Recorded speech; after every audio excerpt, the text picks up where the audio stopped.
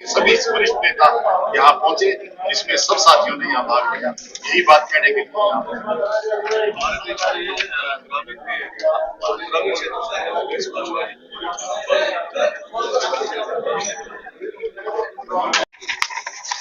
30 जनवरी से 6 फरवरी तक जिला स्तरीय मनरेगा बचाओ हमारे ब्लॉक और वार्ड स्तर के ऊपर धरने होंगे और 7 फरवरी से 15 फरवरी तक राज्य स्तरीय विधानसभा गृह होगा, जिसकी हमारी लीडरशिप जो है डेट तय करेगी।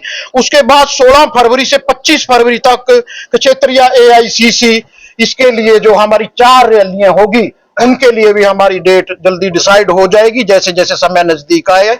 आप सभी आए, आप सभी ने हमारी बात सुनी, इसके लिए मैं अपनी पार्टी की तरफ से सभी नेताओं की तरफ से आपका हार्दिक धन्यवाद करता हूं। धन्यवाद। भाजपा कहती है कि कांग्रेस को तो राम नाम से ही दिक्कत है।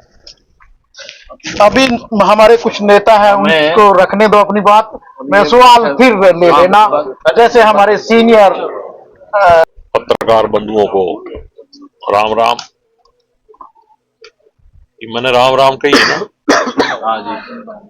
फिर बीजेपी वालों को तो दिक्कत होगी ना, क्योंकि ठेका ले रखे उन्होंने राम जी का। राम जी कण कण में है और बीजेपी वाले हैं कण कण में। आज का जो हमारा मुद्दा है, एक रोजगार का कानून था मनरेगा के नाम से। ये सरदार मनमोहन सिंह जी की सरकार के समय पास होया था और उसी दिन से बीजेपी ने इसका विरोध करना शुरू कर दिया। लेकिन जब ये इतना पॉपुलर हो गया और इसके माध्यम से जनता में चर्चा होने लगी, तो 2014 में मोदी जी चाह कर भी इसको वापस नहीं ले सके। लेकिन अब शायद उनके जाने का समय आ गया है, तो उन्होंने सोच लिया जाते जाते ये भी काम कर ही दो, तमन्ना क्यों रह जाए। तो उन्होंने एक कानून को ही बदल दिया है। इसमें नाम का कोई रौला नहीं, नाम कुछ भी रखो, अंदर भावना तो शुद्ध होनी चाहिए। इस कानून से लोगों को रोजगार मिलता था और वो कानूनन अधिकार था हमारा। जो भी लोग रोजगार पाते थे उनका अधिकार था, वो मांग सकते थे। अब उसको खैरात में बदल दिया गया है।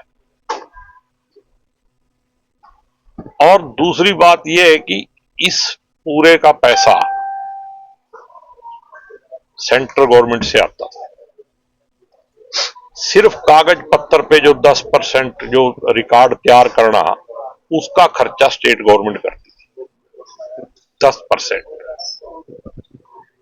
स्टेट गवर्नमेंट को तो पहले ही पंगु बना रखा है। पूरा फेडरल सिस्टम खत्म करने का काम जो है ये फांसीवादी सोच की सरकार कर रही है। ये कहना चाहता हूं कि आज जो बीजेपी और बीजेपी वालों ने ये जो मनरेगा का बाइकाट किया है, ये जो खत्म करने की प्रोग्राम बनाया है मनरेगा का, तो ये 11 साल से जो बीजेपी की सरकार बन रही है, उस टाइम नहीं याद आया था इनको? ये उस टाइम इनके दिमाग में ये बात नहीं थी बीजेपी वालों के, नरेंद्र मोदी जी के, अपना अमित शाह जी के बात ये दिमाग में नहीं थी भाई ये मनरेगा जो है ना एक मजदूरों का हक है जो वो मांगते हैं और जो उनको देने भी चाहिए, हर सरकार को देना चाहिए। आज ये 10 सालों में आकर के इसको खत्म करना चाह रहे हैं। ये कहाँ का सिस्टम है? ये कौन सा? 70 साल में कांग्रेस ने तो वो कर दिया जो तुम 70 का 140 साल में नहीं कर सकते। क्या बनाया तुमने 11 सालों के अंदर? मैं पूछना चाहता हूँ, गरीबों के लिए क्या बनाया 70 सालों के अंदर? चंद लोगों के हाथ में सारी रकम दे करके, सारा पैसा दे करके, सारी दौलत दे करके और दूसरे आदमियों को कंगाल कर दिया सारा। तो मैं ये कहना चाहता हूँ, कम से कम प्रधानमंत्री जी को ये सोच करके चलना चाहिए भी ये मेरा मुल्क है, ये मेरा परिवार है और इस परिवार की करी हुई सारे खा रहे हैं यहाँ। बिना इसके करे तो कोई काम ही नहीं कर सकता कोई भी। बताओ मेरे को, कौन मजदूरी कर रहा? कौन सा नेता मजदूरी कर रहा? कुछ पैसा, जो भी पैसा था यहाँ का सारे का सारा अमीरों के हाथ में छोड़ दिया। किसी का 750 से 750 मजदूरों ने कुर्बानियां करी पिछले बार। 750 में आज तक किसी को शहीद का दर्जा नहीं दिया गया। तो मैं ज्यादा ना कुछ करता है, मैं अपील करता हूं अपने करनाल की ओर से। हमारे करनाल के हालात खराब हुए पड़े। करनाल शहर को देख लो, बताओ क्या किया है यहाँ 11 सालों में। 2 बार मुख्यमंत्री रहे अपना मनोहर लाल खट्टर जी, तीसरे बार अपना सैनी जी है। और इतना कुछ होते हुए फिर भी कुछ नहीं है। कौन सा टैक्स ऐसा है जो नहीं देती गवर्नमेंट को? इनकम टैक्स का, सेल टैक्स का, रोड टैक्स का और जीएसटी का, इतने टैक्स लेने के बाद भी किसी को कोई सुविधा ही नहीं है। आज तक किसी को यही नहीं पता भी कौन पकड़ा गया, कौन छोड़ दिया। आधे से ज्यादा मजदूर लग रहे तरसने, इसमें तड़फने लग रहे जेलों के अंदर। तो मैं ज्यादा ना कुछ कहता हूँ, मैं तो ये कहना चाहता हूँ ये जो आज प्रेस कॉन्फ्रेंस हो रही है इसके बारे में भी आपको आगाह करना चाहता हूँ कि इसको अगर खत्म करने की कोशिश करेंगे ना तो लोग सड़कों पर लिकड़ेंगे, क्योंकि पाप का गड़ा कुछ ही दिनों में भरने वाला है इनका ही। तो मैं ज्यादा ना कुछ कहता है। आपके चैनल का भी और आपका भी बहुत बहुत धन्यवाद करता हूँ। जय हिंद, जय भारत, जय कांग्रेस।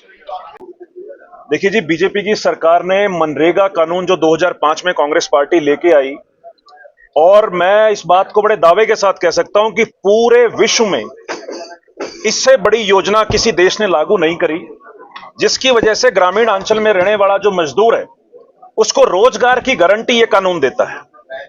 एक होता है कानून, एक होती है योजना। 2005 में कांग्रेस पार्टी जो मनरेगा लेके आई थी वो कानून था, वो अधिकार मिला था हिंदुस्तान के हर उस कामगार व्यक्ति को जो काम करके पैसा कमाना चाहता था। मनरेगा के तहत जैसे मेरे से पहले बताया कि अप्लाई करने पर आपको 1 साल में 100 दिन का रोजगार की गारंटी यह कानून देता है। और अगर उस कानून के तहत आप सरकार को अप्लाई करते हो और नहीं मिलता तो आपको रोजगार भत्ते का प्रावधान उसके अंदर था। मोदी सरकार ने क्या करा? मोदी सरकार ने इस कानून को खत्म कर दिया और इस कानून को खत्म करके एक VBG राम जी विकसित भारत ग्रामीण रोजगार आजीविका मिशन के तहत एक नई योजना लेकर आई। इसके अंदर भाजपा के लोग ग्रामीण अंचल में जाकर लोगों को भ्रमित करने का काम कर रहे हैं।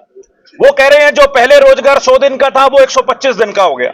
लेकिन मैं पूछना चाहूंगा क्या इसके तहत रोजगार की गारंटी ये योजना उन कामगार लोगों को देती है या नहीं देती? लेकिन क्योंकि इसमें जो मजदूर हैं वो दिहाड़ीदार मजदूर हैं, वो सामने आकर हो सकता है सरकार के खिलाफ लड़ाई ना लड़ सकें, लेकिन हमें उन्हें संगठित करने की जरूरत है और ये बात उन तक पहुंचाने की जरूरत है। तो इसलिए हम सभी साथी यहां इकट्ठे हुए हैं और मैं मीडिया से भी इस मुद्दे को लेकर जो हमारी लड़ाई है उसमें सहयोग की अपेक्षा करता हूं। धन्यवाद।